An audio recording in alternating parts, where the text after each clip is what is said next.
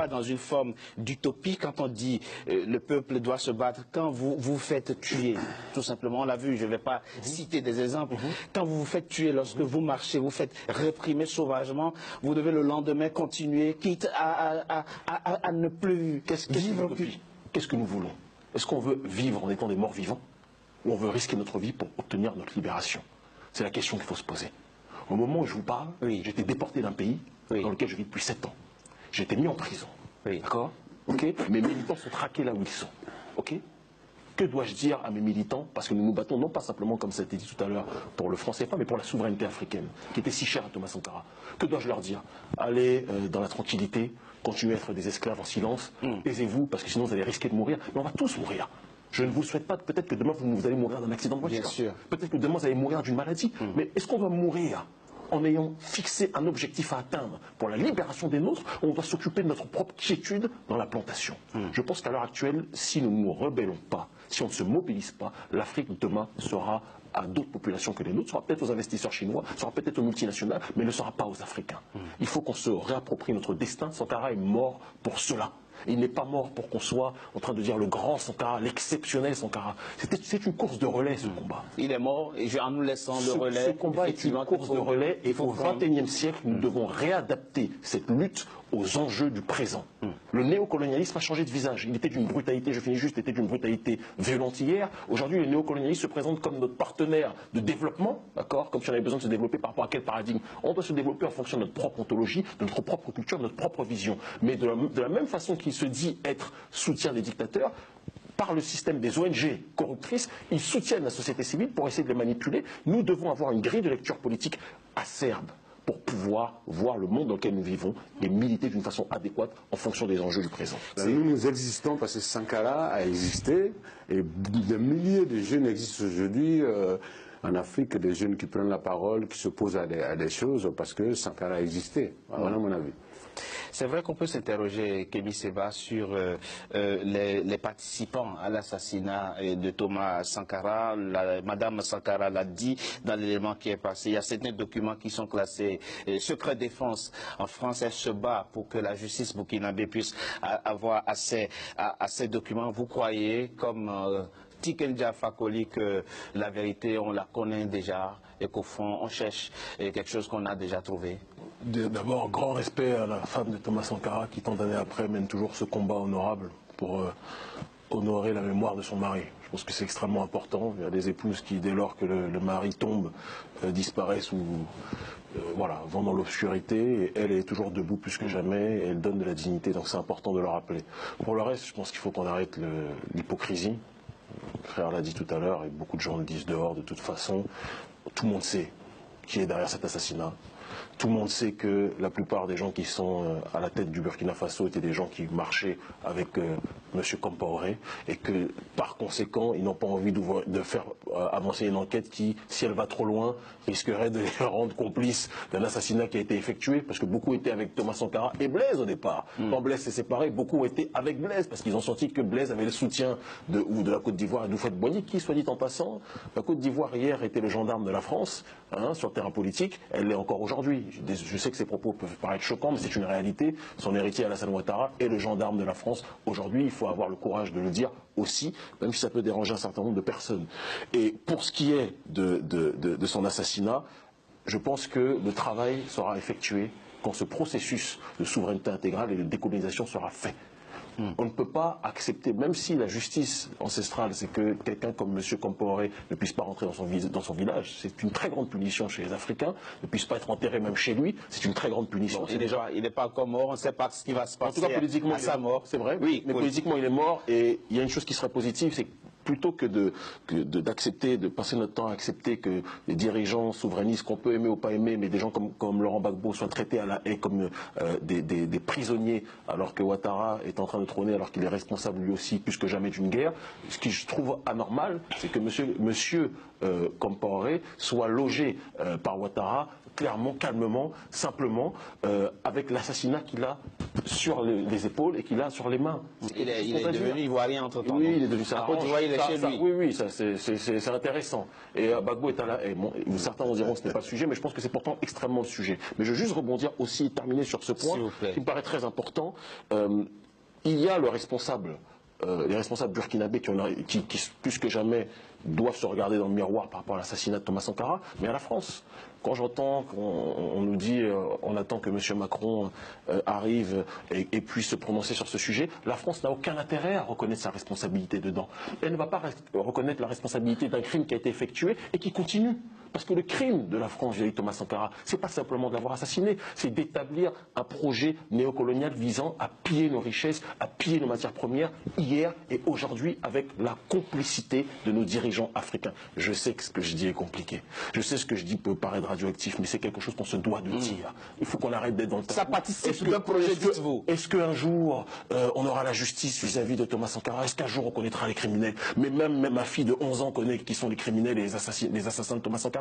Tout le monde connaît les criminels et les assassins de Thomas Sankara. Et tout le monde sait que l'Élysée et la France, qui se présentent comme le pays des droits de l'homme, a une responsabilité politique viscérale dans l'assassinat de Thomas Sankara. Et c'est lorsque la jeunesse africaine prendra ses responsabilités, comme elle est en train de le prendre aujourd'hui, que la mort de Thomas Sankara sera plus que jamais vengée. Nous ne nous vengerons pas contre des peuples, contre des gens, parce que le prolétariat français souffre lui aussi. On se vengera contre les élites françaises et les élites africaines qui ont décidé de corrompre leur dignité pour sacrifier quelqu'un qui s'est levé pour la liberté, non pas d'un peuple simplement, mais des peuples opprimés de manière générale.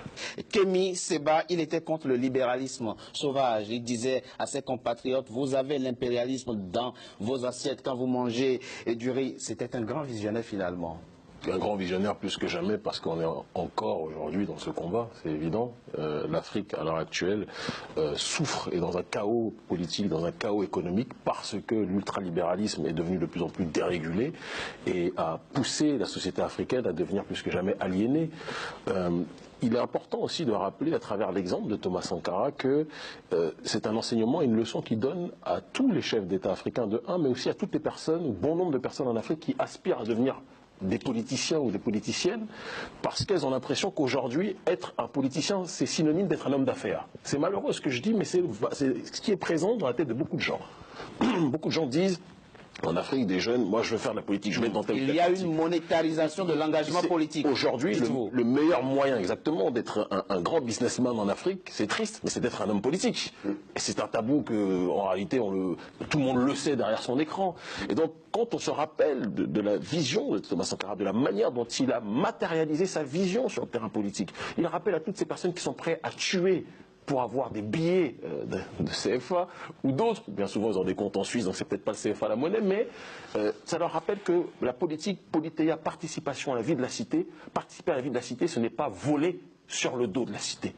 Certains rentrent en politique aujourd'hui pour se servir du peuple, alors que Thomas Sankara est rentré en politique pour servir le peuple. Et c'est un rappel. Tout à l'heure, Tiken disait que Thomas Sankara sera présent peut-être dans un siècle dans l'esprit des gens. C'est certain, parce que Thomas Sankara est un prophète du panafricanisme sans l'idolâtrer. Un prophète au sens qu'il a prophétisé, il a annoncé, c'est ça la définition de prophétiser, des choses qui allaient se passer et qui se passent plus que jamais aujourd'hui.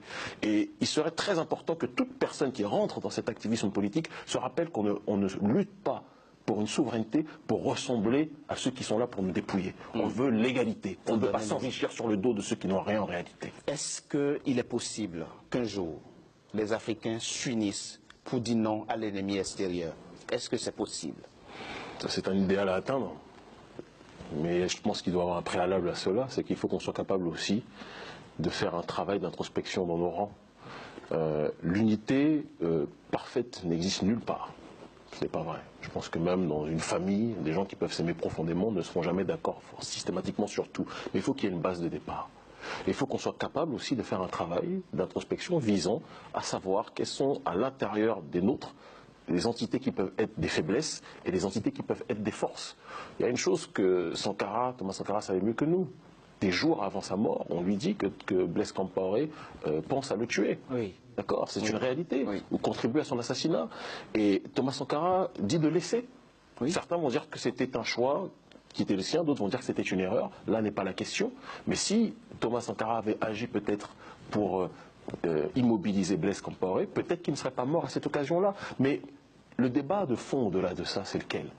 Est-ce que nous sommes prêts nous-mêmes, quand on parle d'unité, à faire un travail pour lutter contre ceux qui sont prêts à vendre notre population aussi à l'extérieur? C'est ça aussi le véritable travail. Parce qu'on peut lutter contre l'impérialisme extérieur, mais sommes-nous prêts à faire un travail de résistance contre l'impérialisme intérieur? Et vous êtes optimiste quand vous analysez aujourd'hui, quand vous observez aujourd'hui, vous êtes pessimiste ou optimiste? Je suis plus qu'optimiste parce que je vois une jeunesse africaine qui est en train de se réveiller et qui est en train aujourd'hui d'identifier les problèmes du continent africain, qui sont des problèmes exogènes, certes, mais qui sont aussi des problèmes endogènes parce qu'il y a un certain nombre de mauvaises herbes à la tête de nos États, mais pas seulement, dans différentes institutions, qui font un travail visant à ralentir notre population. Et tant qu'on se rebellera vers l'extérieur, mais qu'on ne fera pas un travail de résistance vers l'intérieur, rien ne changera pour le continent africain.